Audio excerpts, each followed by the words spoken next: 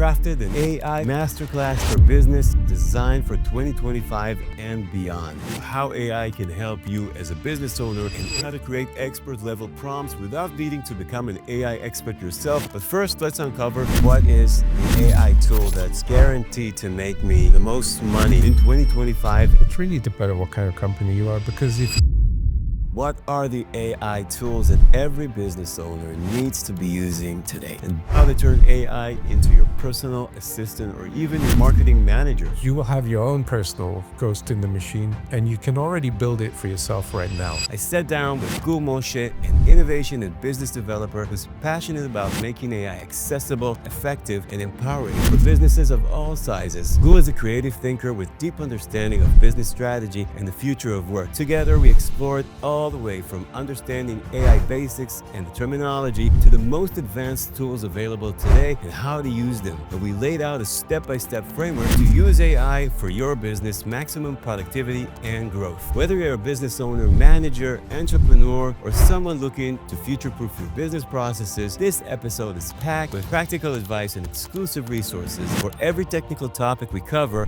you'll find links in the show notes to detailed tutorials to help you implement the strategy seamlessly. And I promise you that by the end of this masterclass, you'll leave with the tools to transform your business success. As always, I'll be implementing these tools and advice in my own businesses and share the results with you in a future video. And enjoy this episode of The Tipping Point of Success. Goor, welcome to the show. I'm so happy you're here. Thanks. Good to be on your show, Ido. Thank you. And Goor, can you please explain in a nutshell what is AI today? We hear about ChatGPT, etc., but what is it? Well, I mean, AI is not what it is today. It's what it is. It's always been, to be honest.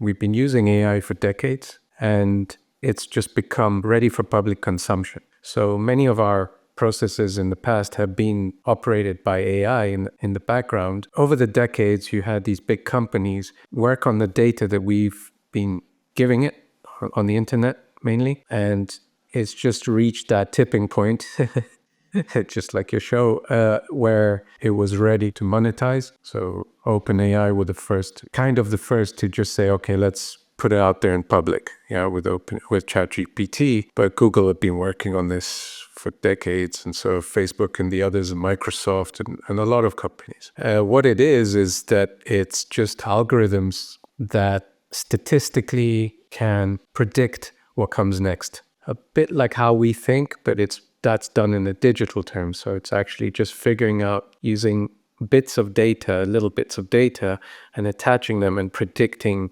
the next thing that should happen in the algorithm. And that way it predicts how to respond to text, respond to images, respond to functions that it needs to do, to give. Can you explain some of the terminology? Like, what is ChatGPT? What is it exactly? How can I call it? So it's a large language model. It's built on language. And the way that these companies have done it is that they've split our language into little tokens. So a token is part of a word. Or let's say we start with HE. Statistically, the next token might be L, right?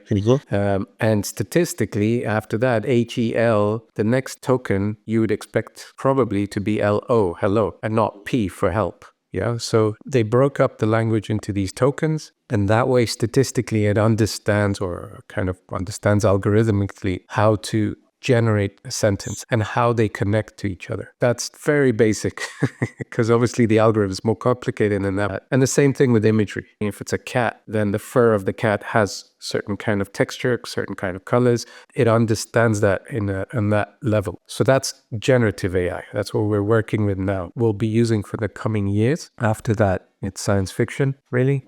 But that's kind of in a nutshell. I don't think you need to know more than that as a layman. Can you explain what a prompt is? ChatGPT and Claude, all these models have the data that they're working with. They have their algorithm in the background. And then they have a system prompt, the main prompt. It's a big prompt that basically tells the AI how to respond to us. So that's why ChatGPT always sounds the same, because its own prompt is telling it's being told respond in this way, and then you write a prompt to it. Now your prompt is again a series of tokens that it understands. And through connecting those tokens, it knows how to interpret and predict what it is you want from the data it has. Yeah. So your prompt is simply a function, which is why software engineering is going to change dramatically, because you're just going to talk to your AI. You don't need to write functions. It'll do it in the background, but you don't need to start writing your own functions. And code. You don't need code. You just need to imagine what you want to Yeah. So get. At the end of this video, you'll know the 5 essential areas every business owners must integrate AI in, and how to do it in a way that moves your business forward at the speed that the world is evolving, so you're not left behind. But first, let's address some big questions we've all been wondering about. Is AI just a bubble, or is it a revolution that's here to stay? What does the future look like for us as business owners, and how can we make sure AI doesn't replace us, but instead help us grow and succeed? If you're already finding value in this conversation, share it with someone who could benefit. Together, we can help more business owners confidently embrace the future. Is AI a bubble that's going to burst and blow away? Are we wasting our time here? Is it something that's going to be, just moving on to the next thing, or is it here to stay? So for me, AI, when I really understood it, like 2 years ago, I was busy working as a business development manager at a high-tech company. Obviously, ChatGPT came along a bit, and Midjourney had started, and I was like aware of it, but I thought, oh, nice. It's cool. Like I probably had the same response as most people. Even though I'm a tech person, my background, I'm an animator. I'm probably one of the first or second generation maybe of computer animators in the world. Started with in the early days in the 90s. So even for me, I was like, oh, it's cool. It's a nice little tool. Yeah. I didn't quite understand what I was looking at. And then when I left the company and I decided to go to be self-employed, I kind of just had, obviously now I'm thinking in a different lens, and I was thinking, okay, what am I offering? Because I give business advice, I give business development consultancy, and I started looking at what can I offer, and AI started being more in my face, and then I realized that this is bigger than the internet in a way, because the internet was huge. Many people kind of ignored it, to be honest, in the beginning. Bubble in 2000 that exploded also caused people to be negative about it. So here, there's that discussion going on in the background. Is AI a bubble? And they're kind of looking back in 2000, and yet they're ignoring what happened after 2000. So it makes no sense. It's not a bubble. The way it's going to become so part of our lives very quickly, like in the movies in a way. People who are single and they want to date will have agents doing it for them. It's to that level. So in business, you won't not be able to use those processes. Yeah, Microsoft is already got Copilot built into its operating system. So as an enterprise, you're gonna have it in front of you, and you've been using it all along with Google Apps and Waze, and all these things have had that AI. So it's just something that you have to invest in your time in and money. What's going to happen to whoever doesn't use it, or whoever just still think it's a bubble, renounce that technology, saying, oh, it's another thing, it's going to pass? What's going to happen to those people? They'll be left behind. I mean, I'm doing things now at saving 60, 70% of the time, or doing things that I couldn't do in the past, and I'm just a one-man show. So when you've got businesses who have incorporated AI and their competitors have decided, we don't want to use marketing tools using AI, we don't want to give over power to this technology, very quickly they'll be, the competitors will take them out. So yeah, I understand when it comes to big corporations with competitors and always needing to get ahead, but I'm talking about like small business owners, maybe have a small team of like 1, 2 to 10, 20 people. What's going to happen to them if they don't start using AI? I think they'll be just too slow. If you're a company that's providing a service to customers, those customers have seen their competitors moving faster. So they'll expect that to come in faster. If you're not delivering because you're not using these tools to make you more efficient, then you're going to start losing customers. I mean, you and I are probably talking mostly about businesses that provide a service or a product. Yeah. If you're a freelance, even you're a freelance, I'm a freelance, I'm providing a service. I need to be able to move fast. And my competition is moving faster now. So that's the reason. I guess some of the people can say, okay, I'm moving faster, but I don't want to. I don't want to sound like everybody else. I don't want to sound like a machine. I don't want to be dependent on this technology. I want to bring out my own unique voice. I guess that's what a lot of people are saying. So AI can predict statistically, right? So it can learn, and that's what they're constantly teaching these models, yeah, and building new models. And I actually have seen, I've felt, even sometimes on a daily basis, it's a slight improvement to the model. Some things, they're working on things in the background. Now, in addition to that, I can also train it, in the sense it's training how to behave like I want it to behave. So how, in what kind of language to use. So for example, if I want 3 different LinkedIn posts for my YouTube channel and to promote a video, and I want to change the style, I can literally tell it, write like me, write like that person or that person. And it'll change the way it formats its words. Because again, it's able to look at something and predict what it needs to do. So you can actually constrain it. And also it'll get better and better as time goes by, where you'll have open source capability to really personalize your AI. And that's coming very fast. Let's take it. Let's take this question on to the next level, because again, I hear that sometimes from people, from other business owners, from entrepreneurs, on the reason why not to use it extensively, because they're saying, as a business owner, every decision I make, it costs money, costs time, involves risks, and I'm afraid to trust this machine in providing a result that is better than what I can come up with my brain. What would you say to that? As a creative person, all I see is it makes me make better creative, or get to my creative choices faster. So I'm still the decider. I'm still the one writing the text, finalizing the whatever it is I'm producing. The decision is ultimately mine. Right. What it is my brainstorm buddy. That's how I see it. It's my tools that help me get to my final result faster.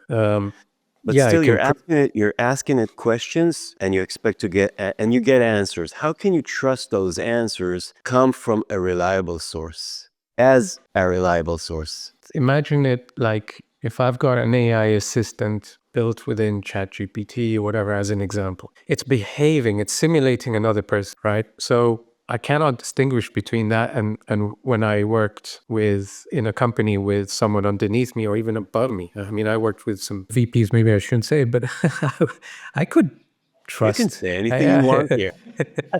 Yeah, obviously.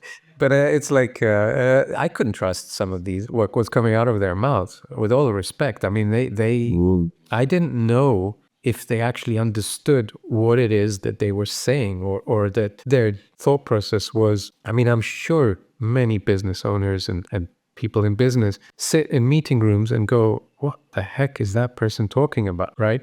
How is AI better than them? So AI is better than them in the sense that it provides me with data that I can keep hooking, and it's not judgmental. It's not subjective. It might provide info from a subjective source, but you can check on it. You can literally just say to it, okay, where did you get this, right? And it'll say here, and you can go, and that's on you, yeah, your due diligence to kind of look at that and say, but this is nonsense. You have to put in the work with AI, just like with a human being. You have to communicate it to it in the right way. You have to prepare it and put in work in order for it to give you the quality results. Coming up next, we've laid out the ultimate AI tech pack for entrepreneurs, but before we get there, let's dive into how AI can help you as a business owner develop stronger leadership skills, manage your team more effectively, and boost productivity for everyone, including yourself. Plus, we'll uncover the biggest mistake entrepreneurs make with AI today, and what do you need to avoid? So how can artificial intelligence make me a better manager of my team? And if you can please share the story that you told me when we met the first time, of what you think of today's managers and where they're making mistakes and where they could better their skills and, I guess, whatever they do. I just, having worked now in high tech in Israel for quite a few years, but also worked in animation and film kind of work. So, in collaborative environments, I just find that management skills, we all take for granted what a manager should have: good communication, good teamwork, good leadership, and you're taught all this or talked about, but very few seem to be able to lead by example. And that's my biggest beef with auto management. They work according to a title. Artificial intelligence is an extra tool that help their team. So a good manager anyway does that. How do I help you do a better job? How can I speed you up? How can I make you happier at work, right? And also, how can I do my work better and faster and not have to work until 8, 9 o'clock at night? So the beauty of artificial intelligence is that now it can actually take away or stop doing some of that labor-intensive, repetitive work that people hate at work, and also just focus in the conversations that you have as a team on what matters for your department. What are managers not doing right now? What are they doing that's different than what they should be doing? They're not implementing processes. And I think that's where artificial intelligence gives you the ability to now implement smarter processes. Before, you had to try to figure out, if you're in sales and marketing, how do you implement Salesforce? Those tools are actually quite good at getting you, but you have to figure out how to tailor it for yourself and work hard to get it running in such a smooth way. And in the company I worked for the last time, we spent so much time trying to figure out how it should work for us, and always adapting it, always trying to figure stuff out on our own. And to be honest, the manager wasn't even there. And I think now, or a good manager can work together with the artificial intelligence and their team to build more tailor-made kind of tools, to get help from the artificial intelligence, to figure stuff out logically for the team and how it works. How do they want to receive data? How do they want to receive or implement tasks? What do you think is preventing some managers from doing that? Is it an ego thing? Like, I don't need to use this in order to know what to do and how to build the processes. I don't need a machine to tell me. I was trained to do that. I went to school to know how to do that, and I've reached so and so far, and because I know how to do that. Is that the reason they refrain from using those tools? To me, I think it's just having gone. Many people get used to working the way they work, so they might have been in companies, corporates, or whatever, and Don't want to change. Yeah, Fear of changing. I'm used to PowerPoint and spending an hour, 2, 3, and building presentations. Right. And it's like, and another thing is, I find that many managers normally, most humans think this way, right? They've got their salary. They don't see that if they can save 3 hours per employee a week, that they just did a huge favor to the company, right? It's not part of their priority. So I think I'm used to working this way. I don't feel like changing. It's a certain type of laziness, maybe. It's a certain type of go through the motions, and just kind of that's the feeling I get, the main core of the issue. All right. So what are the mistakes people are making using AI and should avoid? And if I can remind you, most of the listeners to this are entrepreneurs and business owners on the growth stage with a small team, aspiring to get out of the grind and move into impact, creating an impact with their products, with their services, going from 6 to 7 figures, from 7 to 8. Yeah, the mistake is that thinking that you're waiting for the off-the-shelf tools to solve all the problems. And I personally think that it's going to be a combination of those tools, but you also need to spend the time to develop your own, let's call them proprietary tools, because that's artificial intelligence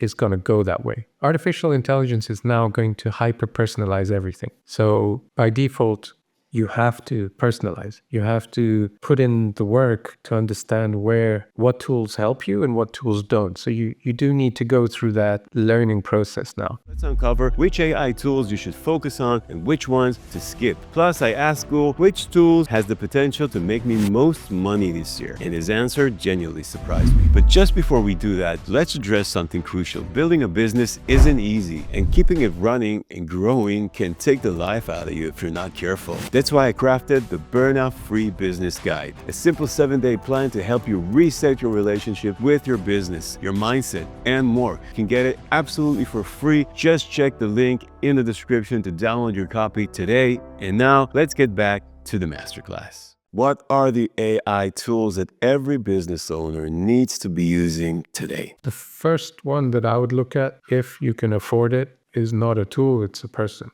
Either you hire a new AI guy into your team, or you designate somebody to be your AI expert. Why is it important?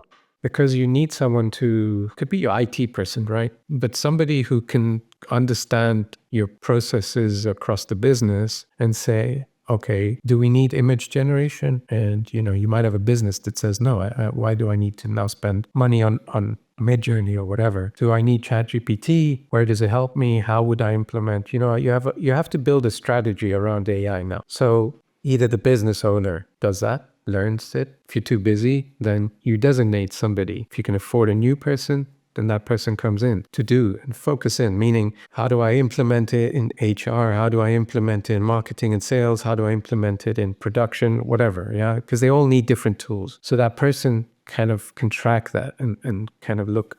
So that's the first thing I would look at. Next thing is the general tools that are available to you now. So immediately decide on which one you want to use, either ChatGPT, Claude, Perplexity, Gemini. Can you explain the basic differences between them without getting too technical? Yeah, it's just that they're large language models. It's slightly different. The algorithms are different. They're still predicting in tokens, but they just have different ways that they use their language models. How do I know which one is the best one for me? You have to, it's test. They all have free versions, so it's literally spend a day on each or some little time on each and just kind of feel your way through and just kind of understand from the general public which are the best. Currently, ChatGPT and Claude. I would recommend personally using ChatGPT because it's just more geared for organization, although Claude is equal, to be honest. I just prefer ChatGPT because I can build my own custom GPTs. So that's something that, again, because of those tools, as a business owner, the custom GPTs allow you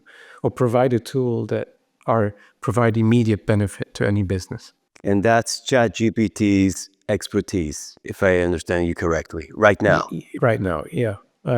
Claude has something similar-ish, but it's not quite. But those custom GPTs are basically like hiring assistants, as many as you want. So, and it's affordable. Therefore, I would definitely look at that just for that tool. All right. So starting with ChatGPT, what else? And then if you do need content creation for imagery, then I would immediately kind of, again, test Midjourney or Leonardo. You have other platforms that basically are APIing to the best models out there called Krea, Krea. Very good tool. What does it do? So basically, it's companies that developed or built skins or applications, platforms that API to other models, AI models. And they offer you all of them under the same platform. So you can create imagery, video, and they build tools for you to train the models. And so you can generate marketing material, imagery very quickly. Is there another tool? Yeah, you've got also tools like for creating presentations. If you have to get funding, so you want to create nice presentation, Gamma or its competitors, even PowerPoint now can connect, has Copilot within it, or can connect ChatGPT in a way. But I don't like the way it works. But they're obviously going to keep developing that. What is the advantage of using Gamma over Canva? Canva is another good tool too. I would definitely have that if you have a marketing team that needs it. Again, it's limited in its free use, but it's a good tool to use free. Gamma is more presentation oriented. Canva is more design oriented. So if you're doing a lot of social media stuff, Canva is the way to go. If you actually just want actual presentations, then Gamma is a good tool. And it's developing all the time, and other competitors as well. And in addition, I would actually look at customer support as well, because you don't need to hire a company if you've got someone who's quite technical in your team to build your own chatbots. So again, it's not free, but it's free to figure out and just try it. Where do you do that? How do you do that? Just should be a higher level. Yeah, you've got companies or applications or platforms like Fastbots or Cody AI that allow you to build bots on your website. So it'll connect to your website. And basically, if you have customer support and you are constantly dealing with the repeated questions, then let the AI deal with that. And it's affordable. And the beauty of that is that you can make it more complex if you need to. What is the process that this application needs to go through in order to give my clients the customer support that I want them to get? How do they learn? They have interview with me? They need all my like content I've ever put out? How do they learn my language? You would build, again, with a customer support bot, I write them all my the repeating questions and answers that I usually give. you just give data. You can build it in such a way that you give the bot data. It's APIing again to ChatGPT or whatever. It's very possible to do that now, where give it your data, give it your prompt, your system prompt, your main prompt. In your customer support bot, you would need a prompt that tells it, be respectful, don't argue, write in sentences no more than 7 words. You give it specific rules and you say to it, this is how I want you to respond. Now you've given it the data. So you've told it, okay, here's my product and here's the product description, here's the specifications and so on and so forth. And you've got frequently asked questions. You can give it as much data as you need to give it so that it can look at and respond to a customer in kind. Now you'll also prevent that bot from insulting, from arguing. And also you would say to the customer, be transparent. Say, this is an AI bot. It can make mistakes. You've also obviously got to protect yourself at this point in time. At this point in time, for the foreseeable future, it's important to kind of protect yourself as a business and say, whatever comes out of this thing's mouth, don't hold us accountable. And also this thing is learning. So I guess you're gonna tell it to ask the clients to teach him and to tell him, is this answer sufficient to you? Do you need any more information? Is this what you expected? Do you need something else? And when the customer answers, he learns from his answers, and it's an ongoing process, right? It's getting better and better and better and better. And it can even know what it needs to get better, and it asks, what to ask in order to get better by itself, right? Am I right? Not by itself. Not by itself. No, all right. Not yet. That's the next. That's the sense. That's me dreaming. No, it's not you dreaming. That's us in about 3, 4, 5, 7 years. We don't know yet. Artificial general intelligence comes along, everything changes again. Can you just say a little bit about that? Basically, it's when it has what you just said, memory, when it's able to remember things and learn on its own without me interfering. And suddenly it really does become artificial intelligence and less machine learning in a way. With Gen AI, what we have now, it's that, but extra, meaning that, I've given it data and I've let it figure stuff out on its own. And I'm not having to input everything for it to learn. However, let's say you've gone through 20 customer support situations. You can take out the conversations you've had with those customers and you see that the AI has not satisfied 25% of them.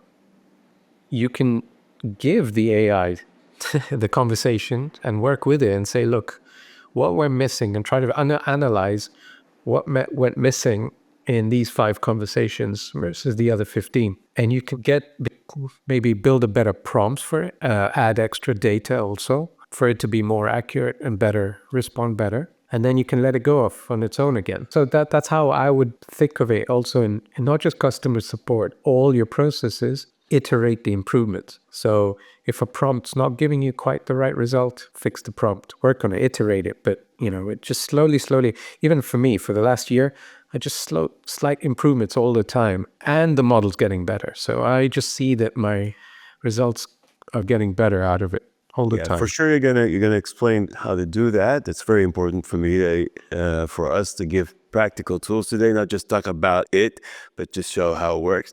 Let's go back to the tools. And I stopped you when you started talking about the best paid tools for business owners and managers that could give an advantage over the competition that I haven't heard about before. Most companies are working, I don't know, with Salesforce, and they are implementing. HubSpot, for example, is a very good company, adding a lot of interfaces with AI and other tools. So, I would look at HubSpot as a real great platform.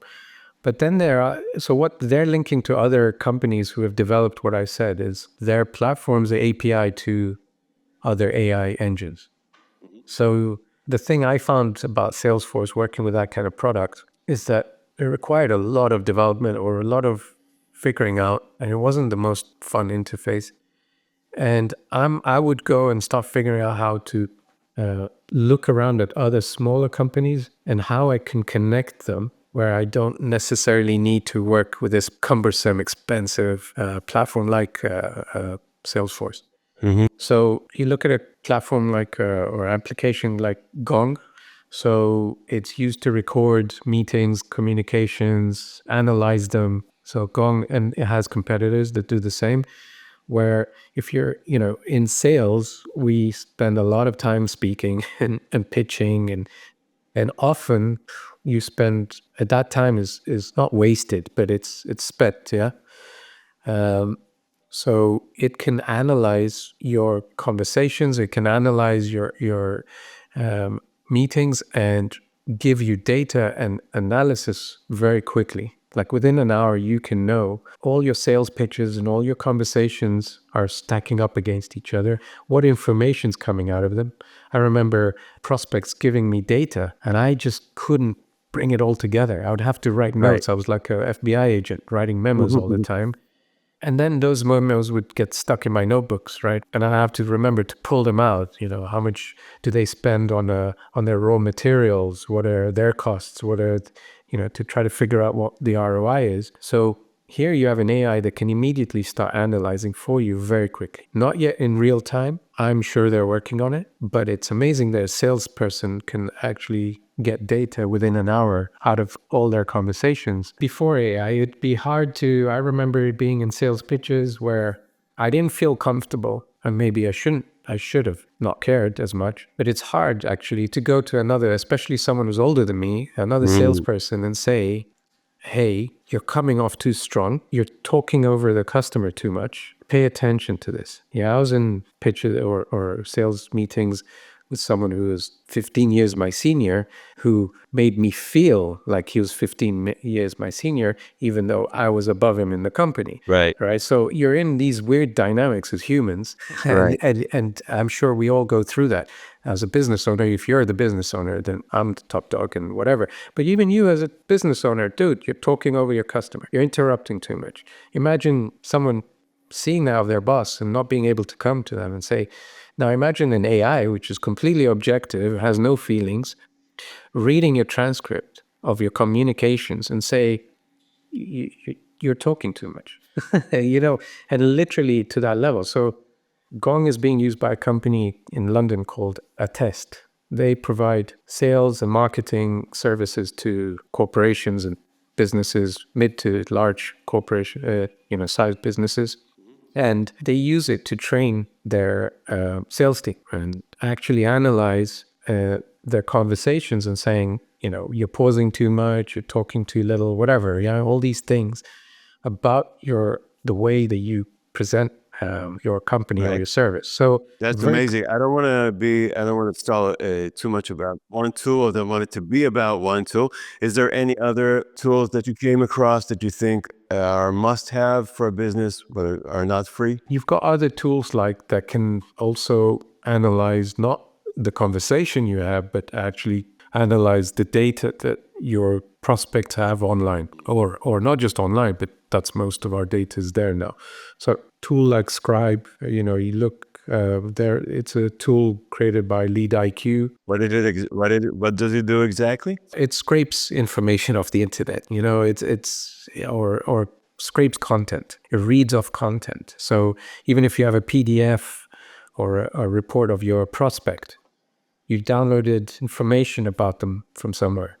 You can show these tools this data, LinkedIn profiles of your prospects, and it can hyper personalize the response to it. So both Gong and a tool like Gong or Scribe, they can help you also personalize the response or the email outreach to prospects. It'll be more hyper personalized, right? So I can say, "Hey Aido, how's it going? I know you're a big music lover," and offer my service. If there's something relevant there, the AI will write those things for you and send the email out for you. So that pre-sale essentially is happening where in a situation, Scraping information about everybody? not everybody, you can say to it, yeah, you know your prospects. For example, I know that I want to reach out to a certain company and I want to talk to the CMO or CFO or whatever of a company. Okay. And they've got online presence. Yeah. They've So go scrape all the Yeah. CMOs of the companies in that field. Yeah, or if I want to target specific companies, I can say, look at this guy, look at this guy, look at this guy. Here are the links. And tailor an email directly to him using his personal information that you found online. Yeah. Wow. That's dangerous. It's dangerous, but is it? Is he's going to say, how you know this about me? You've been spying on me? I mean, I know that approaching those people, you always you get the recommendation, hey, do your research before you approach, do your research and then use that. But to what extent, this machine can go inside and tell you, like really personal details, or I don't know, like things. It's just weird that you know this stuff about me. How does he know to what extent should I share my knowledge of his personal information? So again, this is where you can control the AI. You can say to that, look, first of all, only make the information relevant to the service or the product we're selling, right? So don't talk about him and his kittens. Talk about him and his music. Or his wife's hobbies. Yeah, exactly. So, or that he mentioned in a YouTube video or interview that he spent 2 minutes talking about him and his honeymoon. Anything. So you say it, anything personal you don't add, but if it's relevant to our service and it'll know how to filter that again, like a human would, and it helps. I mean, think about it. If you go, and it doesn't even need to be about the person; it could be about the company. So scrape the website. Wow. And give a more tailored email to say, hello, XYZ Incorporated. We know that you are a big, into sustainability and our products is the most sustainable product, blah, blah, blah. Yeah, I understand. So instead of doing all that research by yourself, you ask the application to do that for you, and it speeds that process and makes it more accurate. Wow, listen, let me digest that. I'm thinking I have an email list of these so and so thousands of people, let's say 3,000 people, let's say 10,000 people. And we were very excited when the email providers could put in the names of everybody, right? Like, hey, Goor, I have a special offer for you. So now what you're saying is I can ask that application to scrape information of all my email lists and not just put in the names, but tailor each individual email to for their specific needs, wants, and things they know about them. Hey, I recognize that you like this and this and this. This is what you prefer. Is that what we're talking about? Yeah. You can, and so this company in London, Attest, 90% of their email outreach is like that. 90% of it is completely AI done, right? So no human, it's just doing it, right? So if they say, okay, here's our prospects, off you go. Each prospect gets a different email after scraping his information? If they have got enough information, I'm pretty sure that's what they're doing. Yeah. Oh my God. Yeah. So it's just tweaking every email, and the AI is able to get it, right? Now, what's the name of that service again? So, well, actually, it's going through the Gong and the Lead IQ platform, so they can allow for that to happen. I don't know if it goes through HubSpot or like it connects to or Salesforce or whatever. Yeah, probably connects to another platform to that has your email list that then sends it out. I'll do a bit of research. I'm not like expert on these tools. I just know that the combination of these tools allows for pre-sales to be done by AI today, digitally, right? Not physically, of course. I wonder So what are the risks about this, because if you're doing it in such a large scale, you don't have the ability to go through every email and see what's in it, what's not, and yeah, maybe it can touch on points that a customer can get offended by it, and yeah, and I think react, sue, whatever the risk involved. yeah. So that's why you have smart people and smart companies figuring out how do you, get the AI to not hallucinate, to not, do or say or write things that shouldn't be written. It's in your prompt. It's in the rules that you give it. First of all, I've not seen ChatGPT go or Claude, for example, be rude or obnoxious because their system prompt doesn't allow for it. Right. But like you said, if it's picking up on something Yeah. and or it catches, now it's not scraping randomly, right? It's up to you to say, I think look at, if Claude or ChatGPT would come back to me telling me something personal about me that I haven't asked them to, yeah, that's not going to happen. I would raise an eyebrow, Yeah, it wouldn't happen though. It doesn't happen. So basically, and also you would say to the AI, your pre-sale AI agent, let's call it, look at this content and scrape this. So scrape their LinkedIn profile, you would give it the links. You wouldn't say go off into the internet. It doesn't know how to do that right now. And I don't think these tools do that.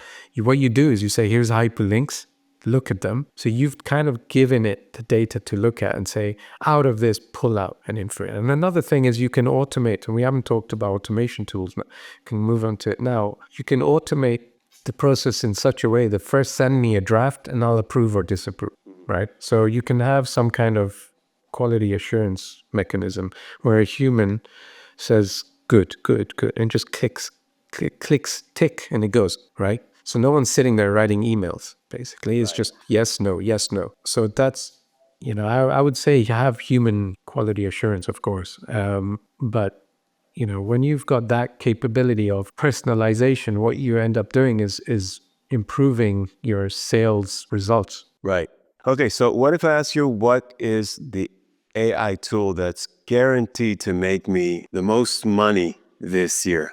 Which one would you say it is? It's really dependent what kind of company you are, because if you've got a complex supply chain and you're having a lot of losses because of, we keep seeing new wars, unfortunately, and silly things, or volcanoes erupting or whatever. Like, we don't know if what's happening in Syria now is going to change anything in the supply chain. It probably will, right? Sure. In some form, because everything's now in this region's changing again. You've got tools like a platform. For full disclaimer, I represent a company called Amoeba in England, and they've got a tool that works in the same way that Gong does on your marketing and sales platforms. This sits in your organization and monitors your communication channels and can connect to your CRMs and sit there 24/7 and monitor your supply chain and track all the WhatsApps and your emails and stuff. And just if it can pick up on something, it can pick up on your supplier having a conversation between them, if they're in the network, saying, our cotton is being delayed, so we'll only supply a week late. Now, if you've got a complex supply chain, that piece of information sometimes gets to you only 5 days later, and you've lost that time. So this thing just pings you and say, notice that the cotton's coming in a week late. And you're like, how do you know this? Look at this WhatsApp. Oh, and they've had a conversation in Turkish. It's giving you in English, right? You can then. But does it also gather this information from the news and stuff like that? Maybe they can. I don't see why they wouldn't be able to And they intersect. Okay, this is happening there, so it might affect your supply chain. So my recommendation is try to get a connection in a different country so you can get the supplies from there faster. Well, it would be connected to ports. It could connect to, it's up to you, what the business, how big you are, where you want to connect this Amoeba platform. So, I pitched Amoeba to a big company. This company. It's a $1.8 billion company right now. They manufacture for Nike, Adidas, Calvin Klein, big brands.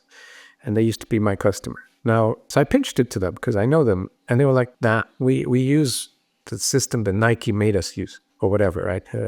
One of their customers. Yeah, there are systems out there that are amazing at managing supply chain, but they cost a bomb. So now a small business has the ability to go to a company like Amoeba and say, hey, I would like to manage my supply chain better. So that's for me potentially, and again, our company, a family business, is a small business when you think about it. Supported a nice family, us very well, but it's small. And we had supply chain issues, material not coming from China properly, or we always have. When it's a small business, the consequences, can be devastating to a family. Yeah, it's suddenly your bank loan. You have to pay back the loans, and you're dealing in debts and stuff. So so outlook at those. Let's talk about another thing with the issue of being busy. And like I wrote to you in the questions that I sent you before, one of the scariest phrases of the year, for me at least, has been, if you want to do this and this, you don't want to miss on this tool.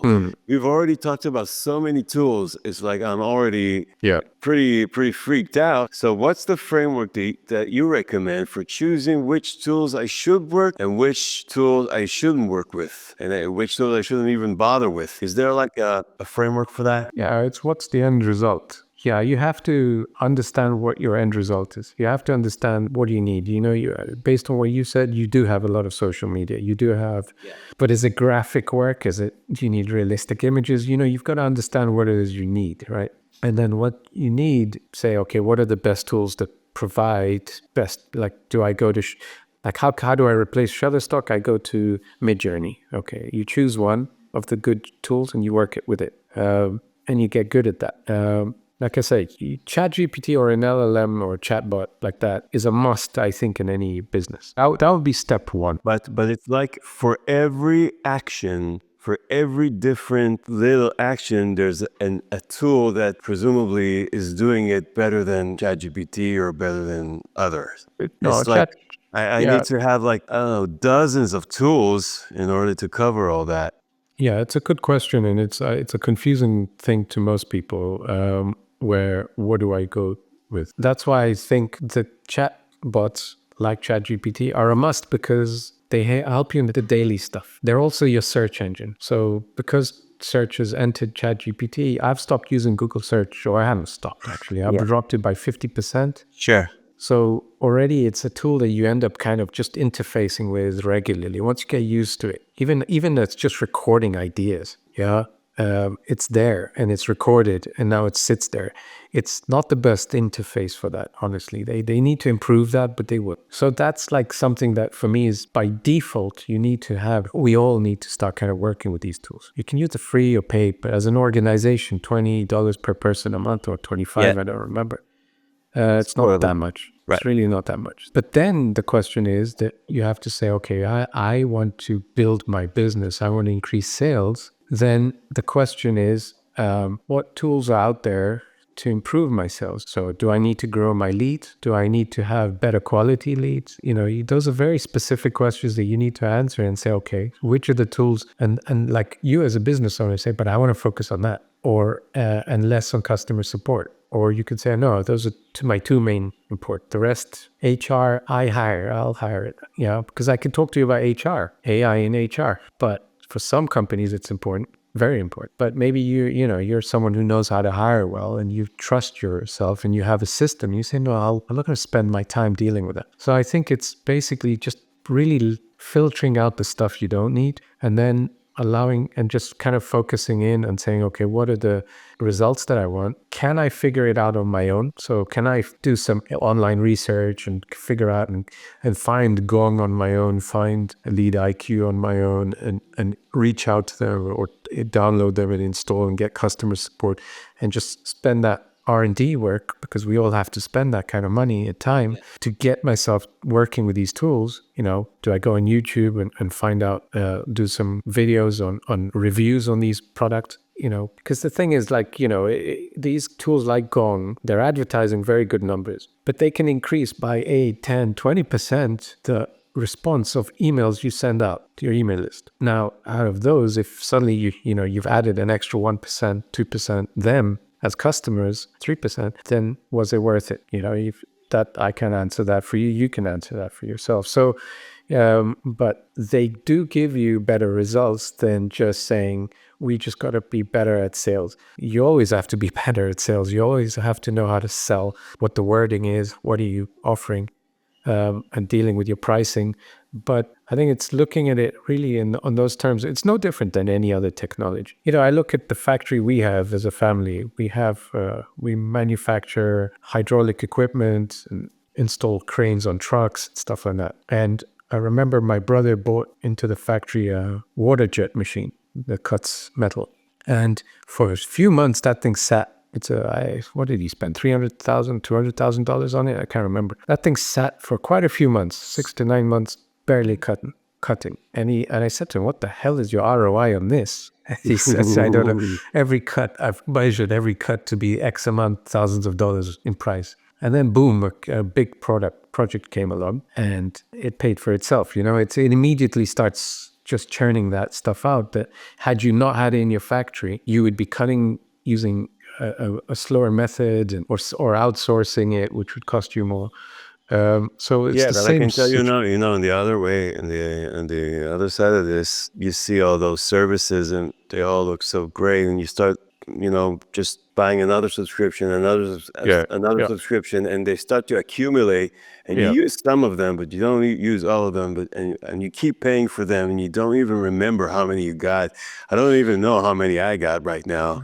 And I don't remember which I bought and which I've canceled and not canceled. Like, I really need help and someone to just stop me before I press that button and tell me, think about 1, 2, 3 before you do that choice. So that's why I say either you bring someone from the outside or you hire someone, or you decide someone within your organization is the person going to be working with you to strategize your AI tech back, let's call it. Or it's part of your general tech back. It's not your AI. It's just a new addition. Like, do I continue with Adobe or not? It's expensive. But that's why I started paying Canva, and I thought, why am I doing this? I'm an Adobe expert. Why? Yes, I'm paying a lot for Adobe. Canva will never be able to compete with Photoshop, right? So, and Illustrator. So no, I killed Canva. You're right. Even I'm making these things, but I'm a single person, so I can quickly be dynamic. But for a business, I think you need to have somebody. Business that needs to always the pro version, buy for X and X users. And so you need someone to come in and say, okay, what do you need? Oh, you need this. You need somebody to drive sales. Okay, let me look at combination of HubSpot going, it'll cost you X amount a month, and you'll go, oh, that's quite a lot. What would be my benefit? You need somebody to kind of, I think, for business owners who aren't techie, who aren't, just spend that time and money to at least position yourself so that it's clear, and then you don't go away from that, right? You don't. So again, we go back to that AI supporter or AI consultant or AI hire that will help me just, see the whole picture and just get around making the right decisions. And I think that's one of the main outcomes of this masterclass, and I think we should all take it under consideration, and it's a very smart move. Coming up, we'll show you exactly how to turn AI into your personal assistant or even your marketing manager. But first, let's answer a key question. How can you craft an expert level prompt without becoming an AI expert yourself? And how can you design your AI agent to act like an elite unit, driving your business performance like never before? If you're finding this episode valuable and you don't want to miss more insights like this, make sure you subscribe and tap the notification bell so you'll always stay ahead of the game. Now, let's dive right back in. So what's the features or development to expect this year? And how can I prepare myself? Look, this year apparently, or this 2025 apparently is the year of the agents, the AI agents. Let's talk about it. So one tool that we didn't talk about, but it kind of ties in, if you're not using AI to transcribe your meetings, like TimeOS or Otter.ai, then you need to be using it immediately for every meeting, including just in-house meetings between the team, to have the AI sit there, listen in, right, and record and transcribe all these meetings, You because see that Zoom is doing that as well. yeah, yeah. So Zoom, even like Google Meets, although I use that, I'm not a big fan, but I use it because I'm a Google guy. But Teams does that also for Microsoft. But you've got dedicated platforms that do that. Yeah, they transcribe your meetings, and then you can just ask it questions about your meetings. Now, what are your agent's going to do? Microsoft, for example, and these kinds of companies, Google, are in the process of building our AI agents, meaning that we're going to have our own, like Amoeba has a ghost in the machine of your corporation, of your organization. Yeah. You will have your own personal ghost in the machine, and you can already build it for yourself right now, honestly. I've seen already people What do you mean by build. ghost in the machine?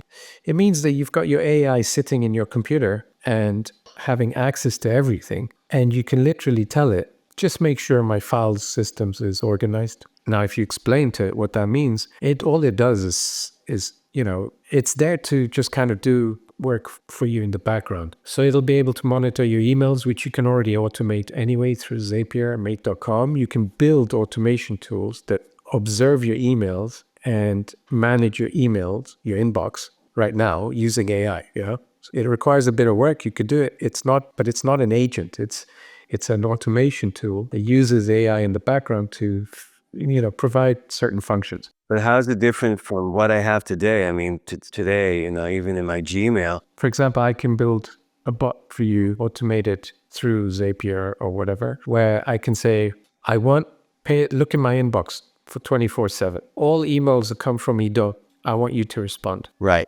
I don't want to have to write, because you write me too many damn emails. So I'm tired of writing emails back and replying to because you just bombard me with emails, which there are people. My brother has 16,000 emails unread on his inbox. And that's not a lot. There are people with 500,000 in this world. There are people with crazy amounts of emails because they're working in these companies, and there's just overload, right? Now imagine you have a bot that sits there and just says, delete, delete, delete. Oh, this is not a priority. I'll answer that. Hey, Jane, this is a priority. And that's your agent sitting there. And that's what Microsoft will build into Outlook very soon, I'm sure.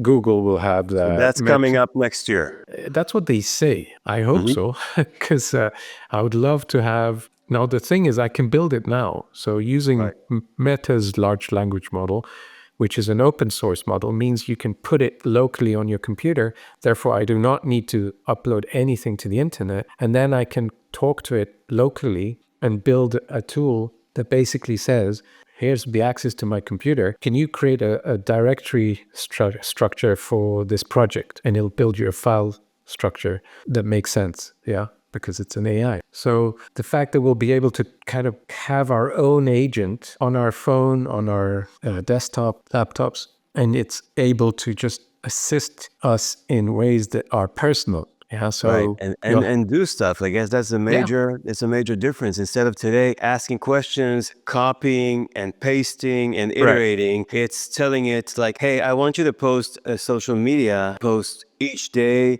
I want you to post this short video or a short video, say something personal about me. I have access to all my photo directory, say something personal about me, and just create a post every day because I might forget. Yeah, I think that's coming. I don't know if it will be within this year, to be honest, to that level, but it's getting there. I don't see why they wouldn't. What is coming exactly? The email writer? Yeah, that's already here. You can already build it yourself, and it doesn't even cost that much. It's like I have an automation tool running for a client that just posts every Wednesday, Thursday, all the way till Saturday, social media posts that are written by ChatGPT. I created the imagery, but the actual posting and doing is just automated. I don't even do any work. And my guess is still the agent. More and more of these agents, more and more applications on your phone. In my last YouTube video, I kind of played around with the ChatGPT voice chat, and I got her to shut up. I was saying her because I gave her a name, Mary, and her voice is a female voice, so it's I turb her hair.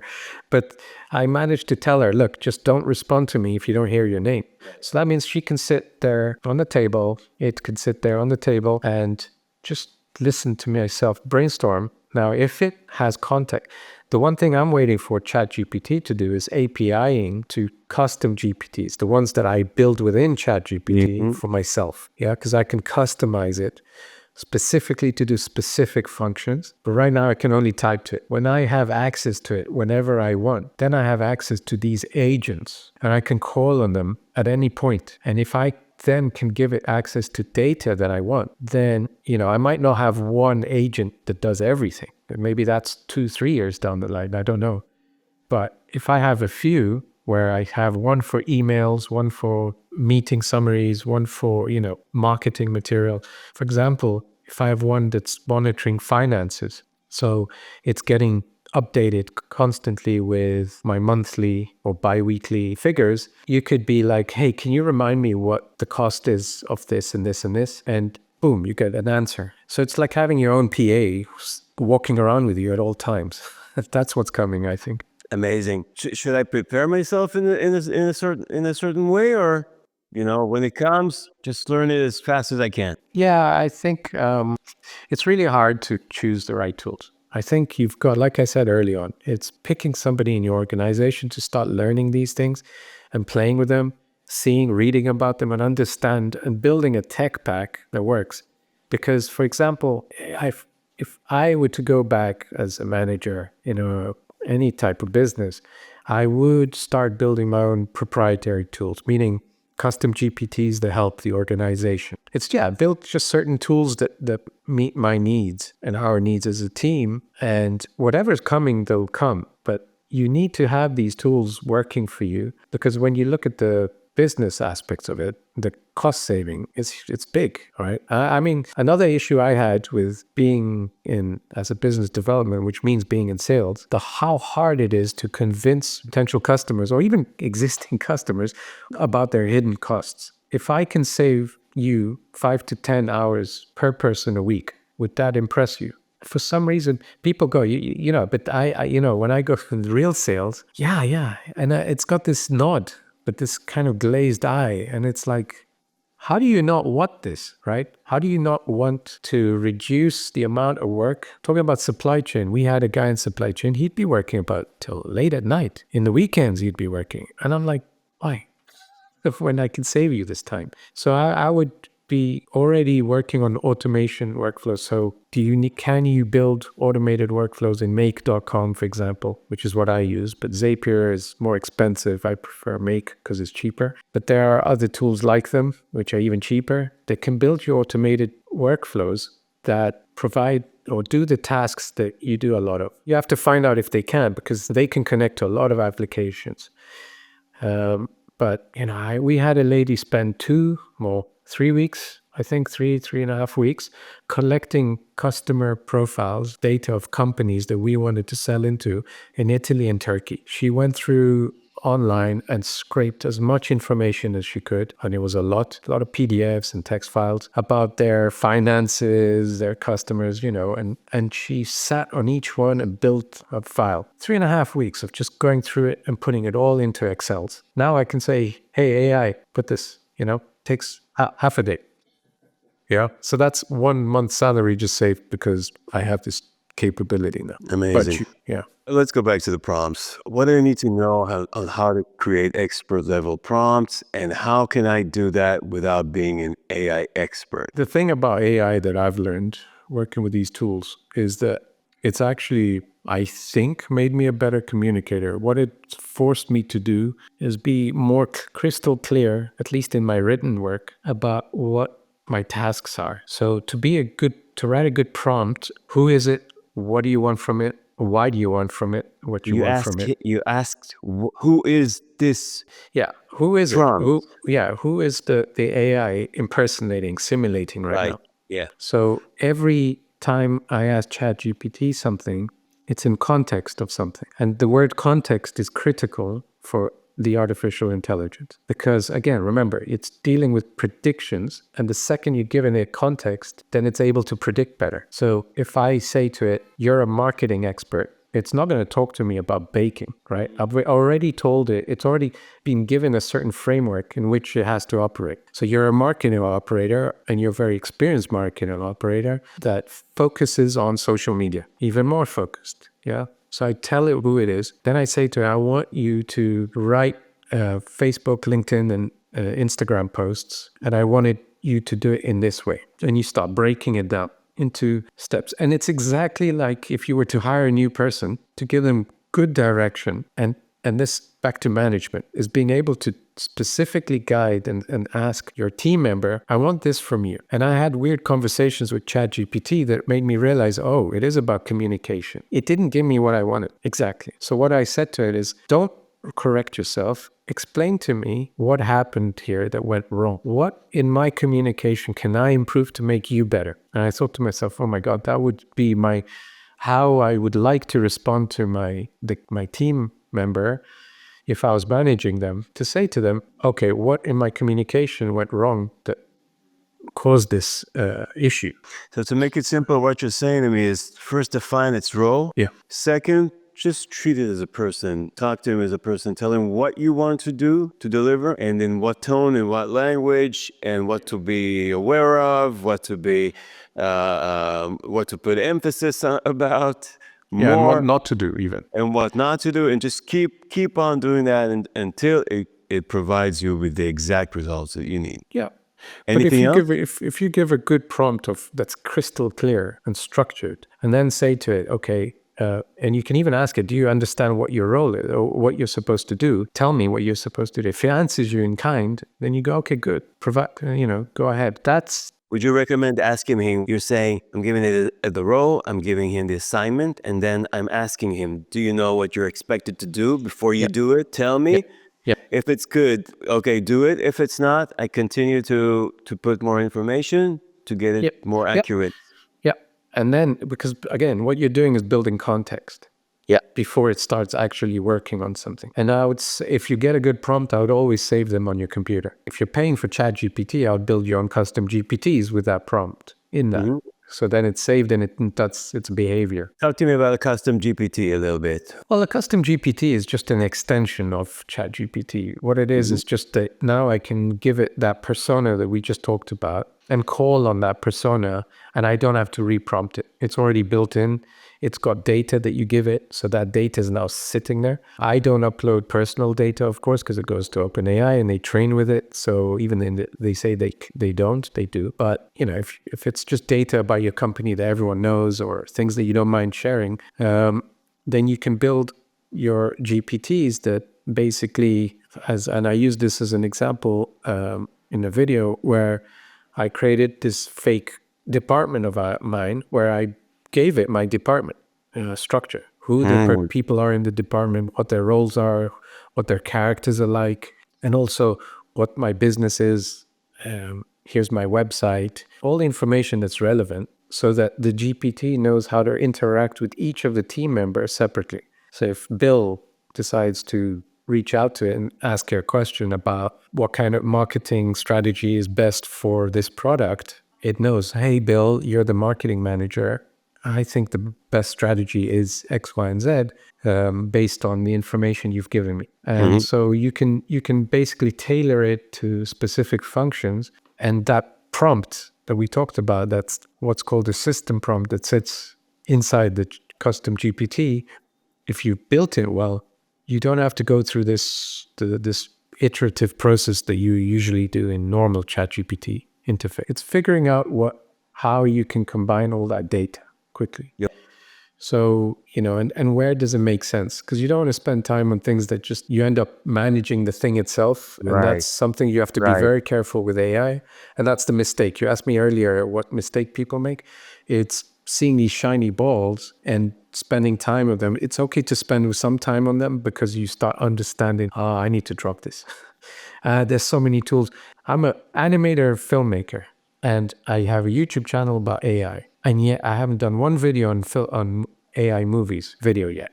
And we haven't even talked about AI video. I'm not going to talk about it because it's the same as imagery, really. But, I just haven't had the time yet to kind of get into it. And I It's not that I'm dropping it. It's just, but definitely the music tools, I'm not going to touch them because for me, it's not worth it. For you, probably it is because it's interesting from your point of view as an individual in music. But there's all these shiny balls. You've got to be careful that you don't spend too much time on them. But with ChatGPT, you do have to go through some of these mistakes, so to speak, where you build a GPT and suddenly you realize it's pointless. It's just not giving you that much value. So you have to actually think, what's your biggest pain points? Where's the time consumption happen in your company? Oh, so many places. Yeah, I would say definitely customer support, definitely answering questions of clients that keep coming back, same question again and again. And also with campaigns, with ad campaigns. So those are two things that one requires the bot if you want automation. But at least what you can do is create a GPT that you prompt it for being a customer support member, customer success expert, and you give it all the rules on how it's supposed to answer, but also in the data aspect, the information that you put into the GPT is the information about your company that you're willing to put in there, and also information about your customers that you're willing, without naming names, because be careful, of course, of their privacy. Right, sure. But you can put in their behavior, questions that keep coming up. So customer A, give them codes or whatever, based in Dublin. It doesn't have to be, specific addresses, whatever, so that there's no actual detail about them, but their story is there. If you have put data in there that the GPT can access and say, okay, I can see what your company is, what your service is, customer support issues, frequently asked questions and stuff that keep coming up. And then you talk about specific customer every chat and say, can you provide me with a quick response, an email response for this, and even tell it, your email is no more than 150 words or whatever, then at least they're not the person, I had this problem when I was business development. I would find writing the same email again and again and again, almost. It's really frustrating. I'm like always Sure. copy pasting. Whereas here I would copy paste, but at least something's writing it for me quickly, and I just Right. quickly edit a few words. So those could save you, a few So hours a week. it's about identifying where you have repetitive work, where you have things that are repeating themselves, and just and start there. And start planning your GPTs, your assistants, and help your team with those tasks. Start with those tasks and have them interact. Yeah. They're giving a lot of important stuff. That's a lot of things to think about and figure out still, with technical, because I think a lot of people are going to ask, how do I do that? What exactly do I need to do to connect those chats together and things like that? But that's things you can also, if you're aware about it, you can figure it out. You can go to YouTube, you can go to your channel and ask those questions. If you don't say it in your video, you can ask in the comments of your videos, right? How do I exactly do that little thing? Because sometimes it's the little things they're stopping us, the small details all right, unbelievable. All right, so how can AI help my team deliver better results? And what's the process to implement training for my team in a small business? I just want to tell my team, okay, use ChatGPT. I want to tell them how I want them to use it, right? For the best interest of my business. How do you recommend doing that? Incorporating a team working together with ChatGPT or with AI? Part of me wants to ask you, let's kind of role play in your company, like when you're in a group or you're working within units of 4 or 5, I don't know. Yeah. What is it? What is the interaction? What are you expecting from different individuals? Unbelievable. All right. So In my company, we are teaching businesses how to market themselves and how to better their offers and their sales funnels. And I have the guy who's helping me with the marketing campaigns. I have mentors who work with the customers, implementing what they learn. They have all the materials pre-recorded, but they have live mentors to help them implement what they learn.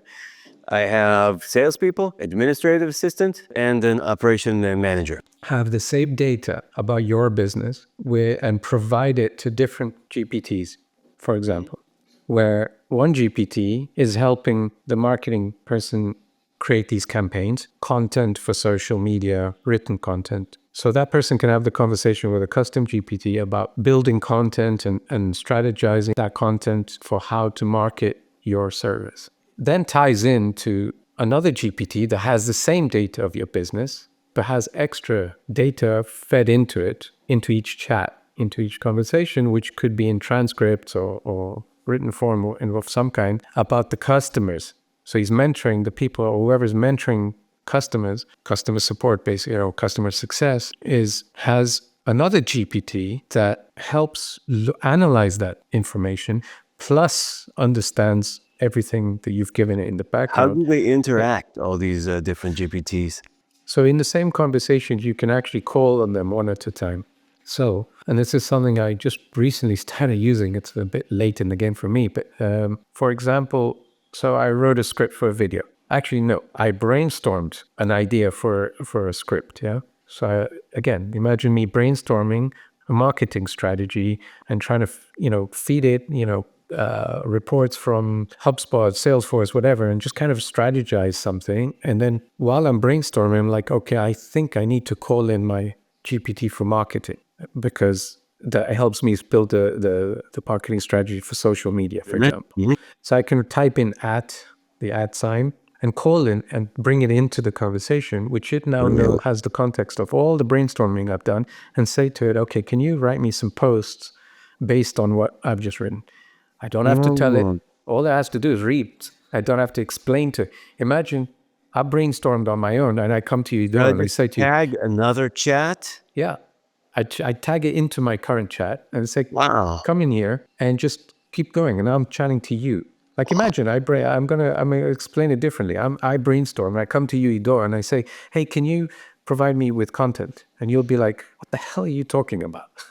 You haven't got a clue what I've been doing in the background. Now this assistant is basically able to continue the conversation as if nothing, but all its function is it'll do its function. In my GPTs, I tell them at the end of the prompt, if I talk about anything that's not related to your function, anything at all, do not let me. Just keep telling me, no, let's get back to work. Don't let me talk about baking. Your only function is to write social media content. Right. And it won't go away from that because I've given it that rule. So I've called it in now. So you're basically telling him, don't step out of your comfort zone. Yeah, don't start out with your Stay in your box. expertise. Yeah. Stay in what you're good at, and don't try to, because Yeah.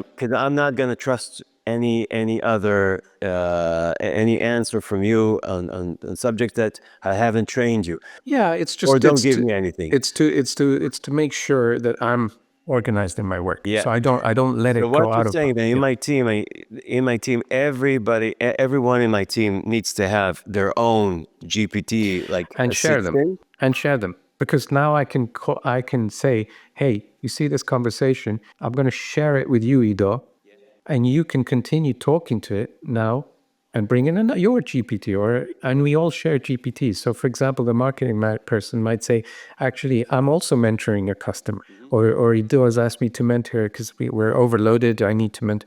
Okay, I'll pick up the file, call in the GPT for that helps me analyze this kind of stuff, and also talks in a way that's right for mentoring and for customer success, because I prompted it and built it this. So I can call that in and say, continue from this conversation. Here's my customer, like tell it, here's a customer, upload a file or files of my customer's data and information. I want to, based on, combine these kind of conversations with different assistants, basically what I'm saying. So in my case, I brainstormed, I called in the the GPT that helps me create an outline of a script.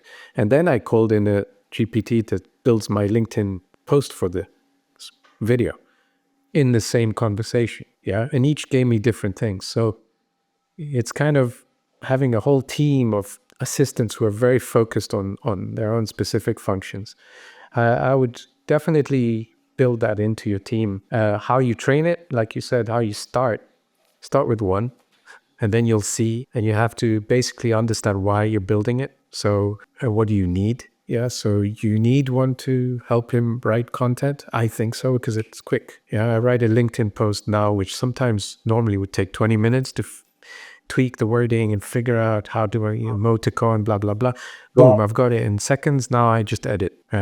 So I save that time. And if you're making a lot of posts and changing them every few days, then it saves a lot of time. Let's talk about the best way to use AI, or the 5 ways to use it as a personal assistant. We talked about it, but let's try to do it like a workflow, a work frame.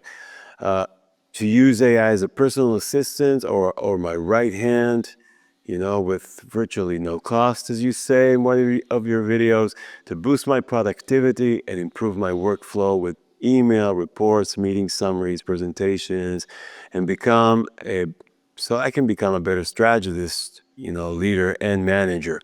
So what are the first steps? Like I said earlier, immediately start recording all your conversations, or as much as you can. So when you're having meetings with your team, you've got TimeOS or Author.ai or Zoom or whatever it is you want to use to record it and transcribe it. Because those things where you and the team form ideas, and that's where you also come up with decisions, and you can't remember everything. But also it's where you talk to your customers, where you talk to your prospects, where so if you've all that information's coming in, you've got to build the habit and also build a system, so the file management of all this stuff, so that it sits in the right way in your computers, in your network, so that it's not files just going everywhere. So you do have to be organized and understand how you use them, right? Because all that information, all those words that get transcribed become data that you can then feed into your ChatGPT or Claude or whatever it is you decide to use. But you can have custom GPTs or a ChatGPT or an AI basically look at all those transcripts and provide feedback for your marketing. So creating content on the basis of, you might find that there are many customers that say this aspects of what you guys are giving me is really valuable. This less so, but this, because you're giving me this, I'm sticking with you. Yeah, you want to know that, you want to get that, and you want to be able to say to yourself, okay, I'm going to focus my energy in advertising that, pushing that, enhancing it, getting it even better to generate better revenue, right? The AI allows you to look at that and put it all together if you tell it to do, right? So you can literally ask it, analyze what's going on here, what's their response, and what's the common thread from the responses of all these customers that we've recorded. So that's basically what Gong does. You can do it in ChatGPT, you just have to do it manually. They built a platform that kind of automates this kind of process and predicts things for you, right? So it's automatically responding in that kind. Here you can build it for much less money, but you have to work at it. So I would connect your meeting transcripts and your ChatGPT and analyzing that to create all the stuff that you need, be it even presentation outlines. So you're saying whatever I need, the information from the transcript are actually the world of data that I need to create anything in my business, like what my clients care about, what my employees needs, and what they hate. Everything I need to know is inside those transcripts. The more I feed it, the more information it has, and the more it's accurate. Yeah, I mean, if your data, your fixed data is your company data, right? So it knows all about the business that you're willing to give it. What you upload into the chat is the transcript. So for example, if you've got 2 weeks worth of, or a week's work, or every week you do this, or I don't know, you've got to figure it out yourself, what works. Yeah, I wouldn't know really, but let's say you want to do a monthly or quarterly kind of review of how things went from a customer success point of view. You can say, okay, let's grab a whole bunch of conversations we have had with them, put it in one PDF. I think you can only upload no more than 12 PDFs in ChatGPT, but just put them all into a PDF. Be careful how big it is, because then there's a limit to it, but it's quite large. And basically say, okay, here are conversations, 20 different customers. What are the common threads of what positive and negative replies are? What are the common questions that they're asking? Basically, it's just an analysis tool that you can then, rather than going through all the conversations, of course, you have your own memory, your own brain, so you're already picking that stuff up. It's not like, it's just being able to review it. And you, as someone who's on top, who's not maybe in the nitty gritty, in the full details, would like to actually get into the details on a quarterly basis. So you say, okay, what you ask your manager of customer support, can you give me a report? That poor person has to sit there and start writing something, whereas they can produce that report very quickly. It's just a time saver and being able to manage all this information. But sometimes in these conversations, gems come out. For example, a test, again, this company in the UK, their customers kept complaining, or their prospects kept mentioning their competitor in a negative way and in a very specific way. So they advertised, they marketed themselves on the basis of that alone and increased sales, right? Because they picked up on something that they were doing wrong, and they said, okay, let's do it right, so that people will pick up on without realizing that. Yeah, because I want to know another way that I can boost my marketing efforts with no adding costs. I think it is added costs. It's not like there isn't any added costs. It is. And this requires someone technical or hiring someone outside to do it for you. But to build automation tools through Zapier or Make.com, there's another tool, I forgot the name recently, that's much cheaper and just as good apparently. But Zapier and Make.com are the best right now, which you can automate digital marketing outreach and also connecting that to HubSpot. Yeah. So you want to be able to, like I said, like we were talking about earlier, is use these kinds of automation tools to connect to a ChatGPT with the right prompt to be able to send out emails or even posts on social media that are targeted, right? That you can control of how you campaign. So you can say to it, for the next month, I want you to focus in on this. And 2 weeks following, I want you to focus on that. All these kind of tools, you can build these automation tools and connect and allow API to ChatGPT, for example, that be able to write this content for you, create this content. The imagery, anything that's image-based is something you still need a human doing.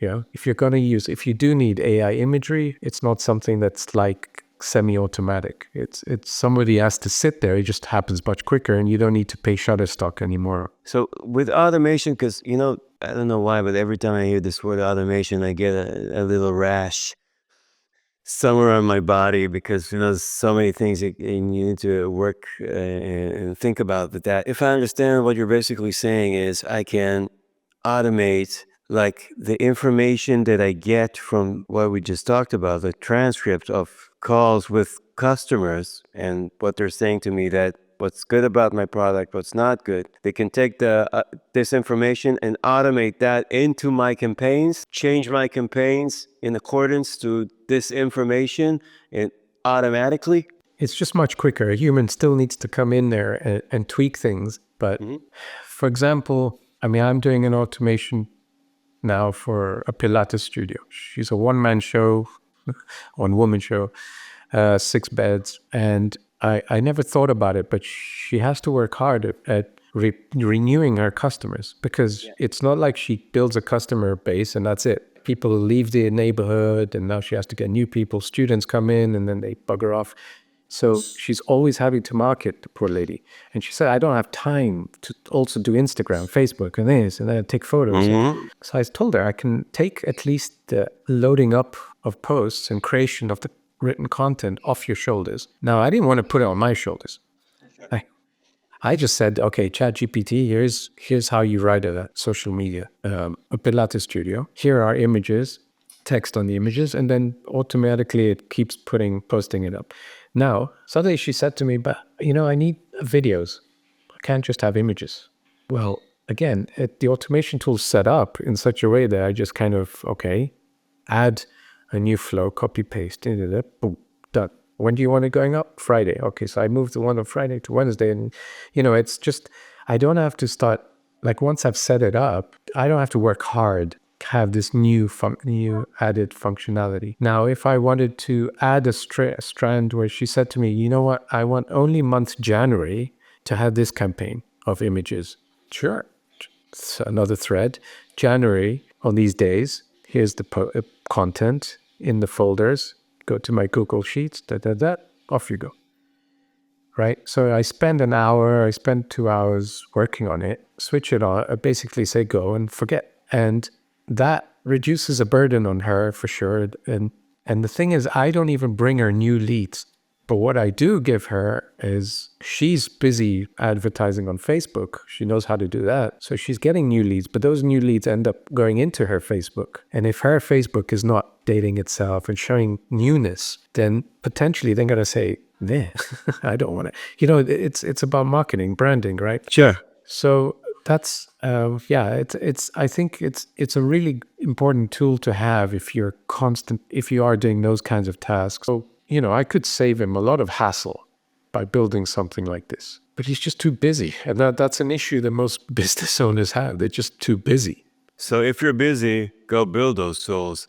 Let's move to the last question before I ask you the traditional question I always ask. Let's sum up the top 5 business processes I should absolutely have to be using AI for, just to sum up everything. 5. For me, the daily routine stuff, I think. Daily routine meaning? You're writing emails, you're creating Emails. presentations, you're being asked by your boss to create a report, and it's time consuming. So can I just reduce that headache as much as possible? Corresponding with team members, answering questions, customer support. This is where I say ChatGPT kind of stuff. It's just kind of get used to making it save time for you. The next one is probably sales. That requires a bit more effort, but I would absolutely look at how it can do pre-sales, especially for me, so that we can get quality leads to work on.